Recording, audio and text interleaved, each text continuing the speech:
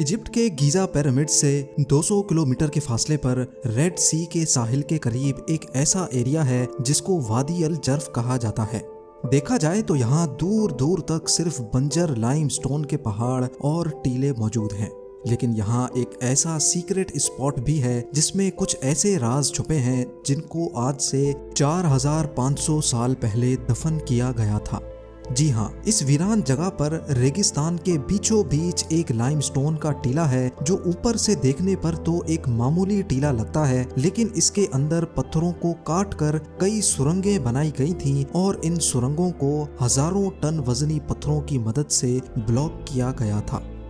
45 सदियों पहले ancient Egyptians ने यहाँ कुछ तो ऐसा जरूर छुपाया था जो वो दुनिया के सामने नहीं लाना चाहते थे, लेकिन जब पहली बार इन सुरंगों के सामने से पत्थर हटाए गए तो अंदर के मनाजिर ने पूरी दुनिया को हिला कर रख दिया। ज़ेम टीवी की वीडियोस में एक बार फिर से खुशामदीद। नाजरीन, इजिप्ट के आलीशान पिरामिड्स और यहाँ की जमीन का चप्पा चप्पा दिलकश मिस्ट्री से भरा हुआ है। वैसे तो पूरे इजिप्ट में अभी तक 118 पिरामिड्स ढूंढे जा चुके हैं, लेकिन खदशा है कि कई पिरामिड्स इजिप्ट और अफ्रीकन रेगिस्तान में रेत के टीलों के नीचे अभी तक छुपे हुए हैं। फिल वक्त जो पिरामिड्स दुनिया के सामने मौजूद हैं, उनमें से सबसे बड़ा इजिप्ट के शहर कायरो में मौजूद है, जिसको पिरामिड ऑफ कुफू कहा जाता है। 480 फीट ऊंचा ये पिरामिड इजिप्शियन किंग कुफू ने बनवाया था, जबकि इसके बराबर में ही 450 फीट ऊंचा ये पिरामिड किंग कुफू के बेटे किंग काफरे ने अपने राज के दौरान बनवाया था। हैरत की बात तो ये है कि हर एक पिरामिड को बनाने में 25 लाख लाइमस्टोन के स्क्वायर और रेक्टेंगल ब्लॉक्स इस्तेमाल हुए थे और हर एक ब्लॉक का वजन 2500 केजी बताया जाता है। ये इतना ही वजन है जितना 2 हैचबैक गाड़ियों का वजन बनता है। इतना ज्यादा वजन 480 फीट की ऊंचाई तक लेके जाना और हर एक ब्लॉक को परफेक्ट एंगल पे रखना एक ऐसा टास्क है जिसको आज के दौर में मशीनरी की मदद से ही परफॉर्म करने में कई साल लग सकते हैं। तो सोचें ये काम 45 सदियों पहले बगैर मशीनरी के कैसे किया गया होगा। ये एक ऐसी मिस्ट्री है जिसने पिछले कई सौ सालों से दुनिया को हैरानी में मुब्तला कर रखा है। जिस जगह ये पिरामिड्स बने हैं, ये जगह किसी दौर में एंशिएंट इजिप्शियंस का फलता फूलता शहर हुआ करता था, लेकिन फिर अननोन रीजंस की वजह से ये पूरा एरिया कई फीट रेत के अंदर धंस गया। ईयर 1798 में जब French military leader Napoleon Egypt पर कब्जा करने के लिए आया, तब पिरामिड्स और ये स्फिंक्स आधे से भी ज्यादा रेत के अंदर धंसे हुए थे। अगले 100 सालों तक यहाँ से रेत हटाने के लिए एक्सकवेशन का काम चलता रहा और 1980s में पहली बार यहाँ एक मेजर डिस्कवरी हुई। पिरामिड ऑफ काफरे के बराबर से उन वर्कर्स के ढांचे मिले जिन्होंने कुफू के बेटे काफरे का पिरामिड बनाया था। कई स्केलेटन्स का मुआयना करने के बाद मालूम पड़ा कि ये लोग स्लेव्स नहीं थे, क्योंकि इनको अच्छा खाना खिलाया जाता था और इनकी मरहम पट्टी भी की जाती थी। इन वर्कर्स को अपने किंग का पिरामिड बनाने के बदले में एजाज के तौर पे पिरामिड के बराबर में ही दफन किया गया था।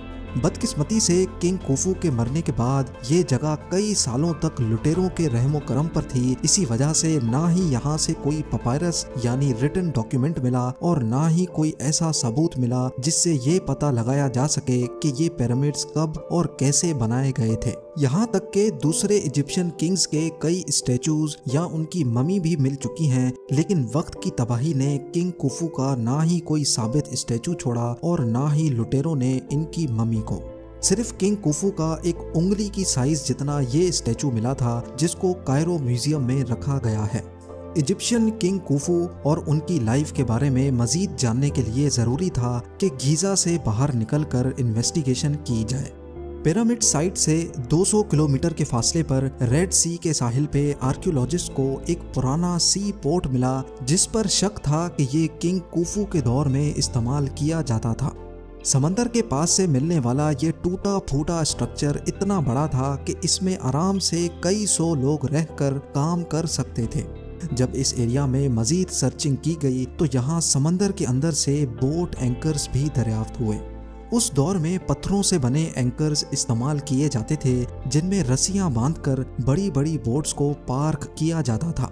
सुराखशुदा स्टोन एंकर्स यहाँ भारी मिकदार में पाए गए, जिससे ये बात साबित होती है कि ये 4500 साल पहले एंशिएंट इजिप्शियंस का सी पोर्ट हुआ करता था। अगर ये पोर्ट था तो जाहिर है इसमें चलने वाली कश्तियाँ या उनके पुर्जे यहीं आसपास ही कहीं रखे जाते होंगे और एक्सपर्ट्स को उन्हीं कश्तियों की तलाश थी। कई सालों की मेहनत के बाद आखिरकार इजिप्टोलॉजिस्ट को पोर्ट से चंद किलोमीटर दूर लाइमस्टोन के एक टीले के अंदर बड़ी महारत से खोदे गए कई टनल्स मिले, जिनकी एंट्रेंस को बड़े बड़े पत्थरों की मदद से ब्लॉक किया गया था। इस बात के काफ़ी चांसेस थे कि यही वो जगह थी जहां एंशिएंट इजिप्शियंस अपनी कश्तियां लुटेरों से छुपाया करते थे, लेकिन आर्कियोलॉजिकल टीम को इस बात का बिल्कुल भी इल्म नहीं था कि यहाँ से उनको कश्तियों से बढ़कर भी कुछ खास एविडेंस मिलने वाला है। जब इन टनल्स की एंट्रेंस के सामने से पत्थर हटाए गए तो अंदर वो मंजर देखने को मिला जो पिछले 4500 सालों से किसी ने भी नहीं देखा था। काफी बड़े और खुशादा स्टोररूम नुमा टनल्स में से कोई साबित बोट तो नहीं मिली, लेकिन बोट्स के कई पुर्जे जरूर मिले। इन पुर्जों के अलावा यहाँ कई पत्थरों पर किंग कुफू का नाम भी लिखा हुआ पाया गया। फ्रेंच इजिप्टोलॉजिस्ट पियर्व टले इस नाम से अच्छी तरह वाकिफ थे, क्योंकि उन्होंने कई हायरोग्लिफिक्स पे ये नाम पहले भी देख रखा था। इस पर जो लिखा था उसका मतलब है हमारा खुदा कुफू हमारी हिफाजत करे।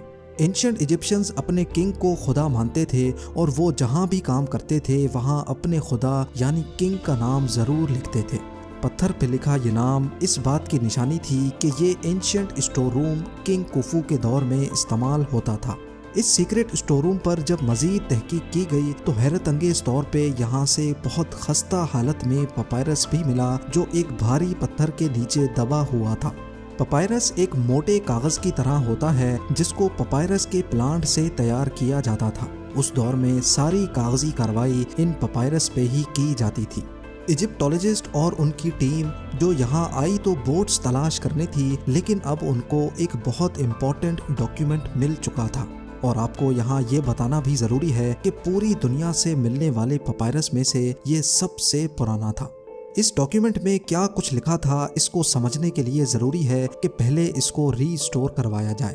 पूरे 6 सालों की मेहनत के बाद जब इसको रीस्टोर करवाया गया तो किंग कुफू के दौर की कुछ झलकियाँ नज़र आने लगी। इस पपायरस को लिखने वाला मिरर नामी एक सुपरवाइजर था जो किंग कुफू के लिए काम करता था। ये एक तरह की रिकॉर्ड बुक थी जिसमें सुपरवाइजर अपने 40 वर्कर्स के साथ जो भी काम करता था वो लिख लिया करता था।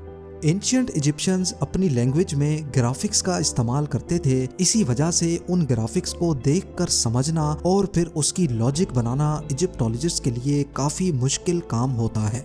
सबसे बड़ा सवाल जो परेशान कर रहा था वो ये था कि सुपरवाइजर अपने 40 वर्कर्स के साथ यहाँ कर क्या रहा था और वो किंग कुफू के लिए क्या काम करता था। कई सालों की मेहनत के बाद पपायरस से ये मालूम पड़ा कि मिरर नामी सुपरवाइजर कॉपर को बोट से अनलोड करके डोंकीज की मदद से उसको नाइल रिवर तक पहुंचाता था, जहां से दोबारा बोट्स पर लाद कर कॉपर को पिरामिड साइट तक पहुंचाया करता था। ये इंफॉर्मेशन जानकर इजिप्टोलॉजिस्ट को सारी कहानी समझ आने लगी। उस दौर में आयरन तो हुआ नहीं करता था, इसी वजह से मिरर और उसकी टीम बोट्स में बैठकर समंदर के उस पार साइनाई पेनिनसुला जाया करते थे। साइनाई में आज भी खासा कॉपर पाया जाता है और वहां से कॉपर को लोड करके वो वापस पोर्ट पे आते थे। कॉपर को वो डोंकीज पर लाद कर नाइल रिवर तक लेकर जाते थे, जहां से दोबारा उनको कश्तियों में लाद कर पिरामिड साइट तक डिलीवर कर दिया करते थे। इजिप्टोलॉजिस्ट्स का मानना है कि सिर्फ एक बारी में ही वो इतना ज्यादा कॉपर डिलीवर कर देते होंगे कि अगले 2 सालों तक दोबारा जरूरत नहीं पड़ती होगी, और तभी इन 2 सालों के लिए वो अपनी बोट्स को डिसअसेंबल करके वादी अल जर्फ के इस सीक्रेट स्टोर रूम में रख दिया करते थे। लेकिन सवाल ये है कि पिरामिड की कंस्ट्रक्शन में कॉपर कहाँ इस्तेमाल होता था, जबकि यहाँ तो सिर्फ लाइमस्टोन और ग्रेनाइट के पत्थर ही नजर आते हैं। असल में कॉपर की मदद से वो टूल्स बनाते थे जिनको लाइमस्टोन के ब्लॉक्स बनाने में इस्तेमाल किया जाता था। पिरामिड साइट से चंद किलोमीटर के फासले पर मौजूद लाइमस्टोन के बड़े बड़े पहाड़ मौजूद हैं और इस जगह को टूरा कहा जाता है। इजिप्टोलॉजिस्ट को इस जगह से कई सबूत मिल चुके हैं जिससे ये जाहिर होता है कि पिरामिड बनाने के लिए लाइमस्टोन के ब्लॉक्स यहीं से काटे जाते थे। लेकिन आखिर कैसे 2.5 टन वजनी ब्लॉक्स को पहाड़ से अलग किया जाता था और वो भी परफेक्ट शेप में? ये जानने के लिए जरूरी था कि कॉपर टूल की मदद से खुद एक्सपेरिमेंट किया जाए। आर्कियोलॉजिस्ट की टीम ने लाइमस्टोन पर पहले एक ब्लॉक की शेप ड्रॉ करके अपना वर्क एरिया डिफाइन किया और फिर कॉपर टूल्स की मदद से उसको काटना शुरू किया। पहले तो लाइमस्टोन को काटने में काफी मुश्किल हो रही थी, लेकिन फिर पानी का इस्तेमाल किया गया। पानी के छिड़काव के बाद ये नोटिस किया गया कि लाइमस्टोन को काटने की स्पीड 5 टाइम्स बढ़ गई है। 5 वर्कर्स को एक ब्लॉक काटने में पूरे 8 दिन लग गए। लेकिन आर्कियोलॉजिस्ट का मानना है कि एंशिएंट इजिप्शियंस क्योंकि काफी एक्सपीरियंस्ड थे, इसी वजह से वो ये काम 4 से 5 दिन में ही कर लेते होंगे। इजिप्टोलॉजिस्ट और आर्कियोलॉजिस्ट को कुफू पिरामिड की कंस्ट्रक्शन की गुत्थियां अब सुलझती दिखाई दे रही थी। सिर्फ एक इम्पोर्टेंट डॉक्यूमेंट हाथ लगने से वो अब ये जान चुके थे कि कॉपर कहाँ से इंपोर्ट किया जाता था। एक सुपरवाइजर के साथ 40 वर्कर्स की टीम कैसे अपनी बोट्स को वादी अल जर्फ में सीक्रेट स्टोर रूम में छुपाया करती थी और लाइमस्टोन के बड़े बड़े ब्लॉक्स को कैसे कॉपर टूल्स की मदद से काटा जाता था। एक्सपर्ट्स की टीम को अब ये जानना था कि लाइमस्टोन के ब्लॉक्स काटने के बाद उनको पिरामिड के टॉप पर 480 फीट की ऊंचाई तक कैसे पहुंचाया जाता था। बदकिस्मती से पिरामिड्स में ऐसा कोई सुराख नहीं छोड़ा गया था जिससे ये पता लगाया जा सके। इसी वजह से ये जानने के लिए भी पिरामिड साइट से हटकर सबूत तलाश करने की जरूरत थी।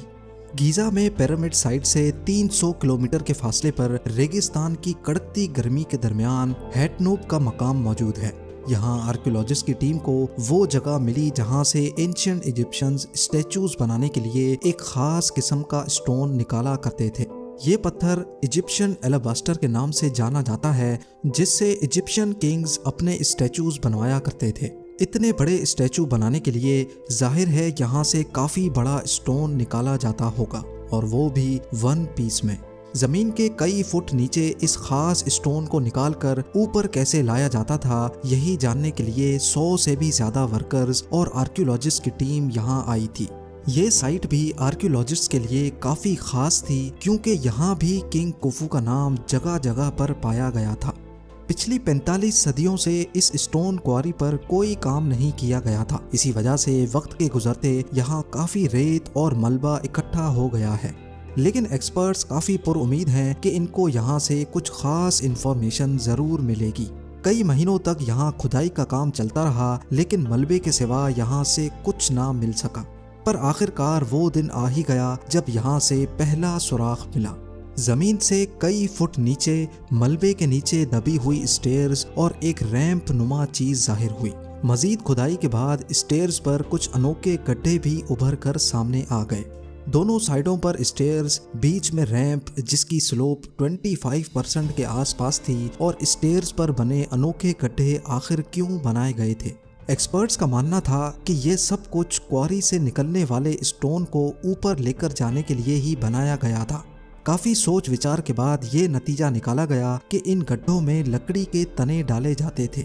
स्टोन का बड़ा ब्लॉक जिनको रस्सियों से बांधा जाता था, और वो रस्सियां इन लकड़ी के तनों से ट्विस्ट होकर जाती थी, जिससे वर्कर्स को स्टोन खींचने में आसानी होती थी। ये माना जा सकता है कि ये लकड़ी का तना उस दौर में पुली का काम करता था। मॉडर्न क्रेन्स और लिफ्टर्स में भी आपने पुली सिस्टम देखा होगा। पुली के इस्तेमाल करने से क्रेन की मोटर पर लोड 50% तक कम हो जाता है।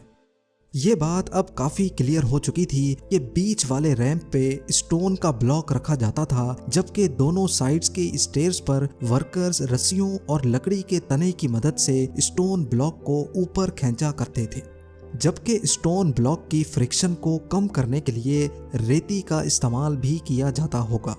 आर्कियोलॉजिस्ट और एक्सपर्ट्स ने हजारों केजी वजनी स्टोन ब्लॉक को ऊपर लेकर जाने वाली मिस्ट्री को अब काफी हद तक सॉल्व कर दिया था।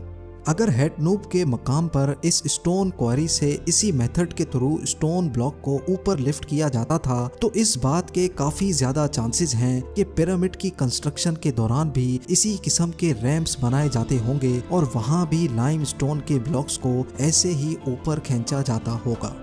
नाजरीन, द ग्रेट पिरामिड्स को बने 4500 साल गुजर चुके हैं और पिछले 300 सालों से इन्होंने पूरी दुनिया को अलग अलग मिस्ट्रीज में उलझा कर रखा है। बेशक आर्कियोलॉजिस्ट और एक्सपर्ट्स इन पिरामिड्स के बारे में काफी कुछ जान चुके हैं, लेकिन आज भी पिरामिड्स की कंस्ट्रक्शन को दुनिया की सबसे बड़ी मिस्ट्री माना जाता है, जिसको सॉल्व करने के लिए रिसर्च अभी तक चल रही है। उम्मीद है जेम टीवी की ये वीडियो भी आप लोग भरपूर लाइक और शेयर करेंगे। आप लोगों के प्यार भरे कमेंट्स का बेहद शुक्रिया। मिलते हैं अगली शानदार वीडियो में।